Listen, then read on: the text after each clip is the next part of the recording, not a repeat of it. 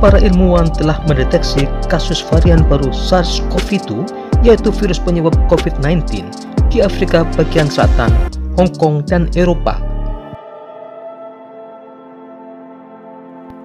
Inilah fakta terkini Omicron menurut sains dan WHO.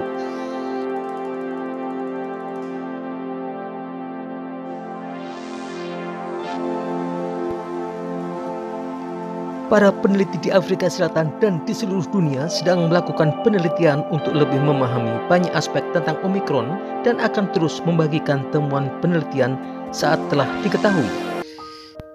Karena data ilmiah masih terbatas dalam hal penularan, WHO belum bisa menjelaskan apakah Omicron lebih mudah menular dibandingkan dengan varian lain termasuk varian Delta.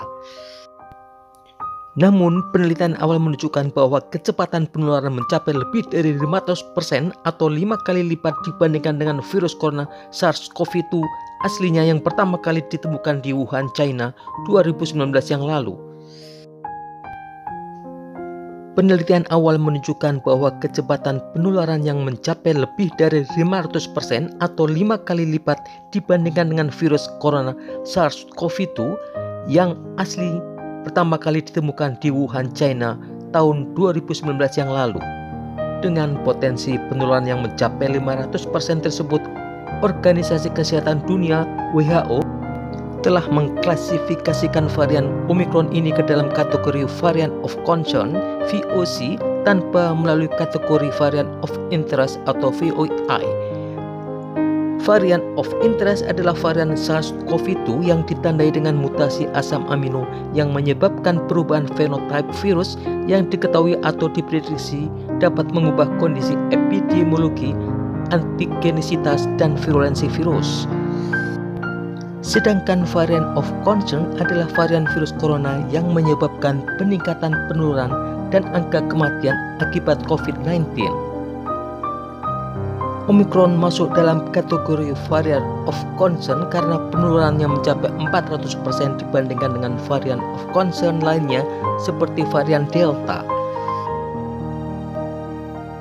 Dalam hal tingkat keparahan penyakit, data fakta ilmiah belum bisa menjelaskan apakah infeksi Omicron menyebabkan penyakit yang lebih parah dibandingkan dengan infeksi varian lain termasuk Delta. Data awal menunjukkan bahwa ada peningkatan tingkat rawat inap di Afrika Selatan, tetapi ini mungkin disebabkan oleh peningkatan jumlah keseluruhan orang yang terinfeksi, bukan akibat spesifik dari Omicron. Saat ini tidak ada informasi yang menunjukkan bahwa gejala yang terkait dengan Omicron berbeda dengan varian lainnya. Infeksi awal yang dilaporkan terjadi di antara mahasiswa individu yang lebih muda cenderung memiliki penyakit yang lebih ringan. Tetapi untuk memahami tingkat keparahan varian Omicron akan memakan waktu yang tidak sebentar. Harus dipahami bahwa semua varian COVID-19 termasuk varian Delta yang dominan di seluruh dunia dapat menyebabkan penyakit parah atau kematian, khususnya bagi orang-orang yang paling rentan sehingga pencegahan menjadi kunci utama. Fakta ilmiah efektivitas infeksi dibandingkan SARS-CoV-2 sebelumnya menunjukkan bahwa bukti awal mungkin ada peningkatan risiko infeksi ulang dengan Omicron, yaitu orang yang sebelumnya memiliki COVID-19 yang dapat terinfeksi ulang dengan lebih mudah dengan Omicron dibandingkan dengan varian lainnya. Fakta ilmiah tentang efektivitas tes pada Omicron saat ini banyak digunakan untuk mendeteksi infeksi termasuk pemeriksaan PCR dengan Omicron seperti yang telah dilihat dibandingkan dengan varian lainnya. Studi sedang berlangsung untuk menentukan apakah ada dampak pada jenis tes lain termasuk tes deteksi antigen cepat. Sedangkan fakta ilmiah efektivitas pengobatan terhadap Omicron, kortikosteroid dan interleukin 6 reseptor blocker masih agak efektif untuk menangani pasien dengan COVID-19 yang parah. Perawatan lain akan dinilai untuk melihat apakah masih efektif mengingat perubahan pada bagian virus dalam varian Omicron. Fakta ilmiah tentang efektivitas vaksin terhadap Omicron WHO sedang bekerja sama dengan mitra teknis untuk memahami dampak potensial dari varian ini pada tindakan pencegahan khususnya terhadap vaksin. Vaksin merupakan hal yang tetap penting untuk mengurangi tingkat keparahan penyakit dan kematian, termasuk melawan varian dominan yang beredar saat ini seperti varian Delta. Vaksin saat ini tetap efektif untuk melawan keparahan penyakit dan kematian. Varian Omicron telah ditemukan menginfeksi 70 kali lebih cepat di dalam jaringan saluran nafas bronkus daripada varian Delta atau strain COVID asli menurut sebuah penelitian di University of Hong Kong. Temuan ini menunjukkan bahwa varian ini memfasilitasi penyebaran dari orang ke orang.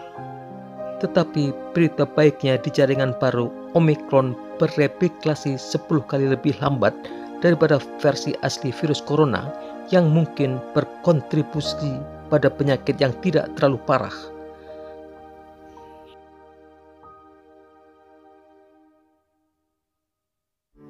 Omicron B.1.1529 memiliki sejumlah besar mutasi yang belum pernah terjadi sebelumnya di bagian genomnya yang mengkode bagian kunci dari protein lonjakan atau spike protein yang digunakan virus untuk menginfeksi sel inang. Ini menunjukkan bahwa Omicron mungkin dapat menghindari beberapa perlindungan kekebalan yang diberikan oleh vaksin. Di antaranya didasarkan pada spike protein dan infeksi masa lalu. Para peneliti memperkirakan bahwa nilai R yang merupakan jumlah rata-rata kasus baru yang disebabkan oleh setiap infeksi adalah 1,47 untuk Afrika Selatan secara keseluruhan. Jika R lebih dari 1, wabah akan tumbuh secara eksponensial di provinsi Gauteng. R adalah 1,93. Para ilmuwan di Center for Epidemic Response and Innovation di Stellenbosch, Afrika Selatan, percaya bahwa varian baru dari virus yang dikenal sebagai Omicron bertanggung jawab atas angka-angka yang mengkhawatirkan ini. Ada 3 puncak infeksi sebelumnya di Afrika Selatan selama pandemi, dengan yang ketiga karena varian Delta. Lonjakan terbaru bertepatan dengan deteksi pertama Omicron oleh para ilmuwan. Para ilmuwan telah mengurutkan sekitar 100 kasus infeksi Omicron yang dikonfirmasi di Afrika Selatan. Sebagian besar kasus terjadi di Gauteng. Varian baru ini juga hadir di Botswana dan Hong Kong, dan para ilmuwan juga telah mengkonfirmasinya di Eropa. Profesor Tullio de Oliveira, PhD, Direktur ZERI, dalam jumpa pers virtual mengatakan bahwa genom varian mengandung konstelasi mutasi yang sangat tidak biasa. Banyak dari ini dikonfirmasi atau diprediksi untuk membantu virus menghindari sistem kekebalan atau meningkatkan penularannya. Dia mengatakan bahwa ada sekitar 50 mutasi di seluruh genom virus dan lebih dari 30 di bagian yang mengkode spike protein ini adalah protein yang memungkinkan virus untuk menyerang sel inangnya. Bagian tertentu dari lonjakan yang disebut reseptor binding domain atau RBD mengikat reseptor yang disebut ACE2 di membran sel manusia. Profesor Oliveira mengatakan bahwa ada sejumlah besar perubahan dalam RBD varian baru. Antibodi yang mengikat RBD dapat mencegah virus menginfeksi sel. Jadi RBD adalah target penting untuk vaksin COVID-19 yang memprovokasi sistem kekebalan untuk membuat antibodi terhadap urutan protein tertentu. Varian beta memiliki 3 mutasi di bagian RBD genomnya, dan varian delta memiliki 2. Namun, menurut Pusat Pencegahan dan Pengendalian Penyakit Eropa, Omicron memiliki 15 mutasi di sana. Kekhawatiran di antara para ilmuwan adalah perubahan akibat mutasi dapat mencegah antibodi yang dihasilkan melalui vaksinasi atau pertemuan dengan varian virus yang lebih tua selama infeksi dan menetralkan virus.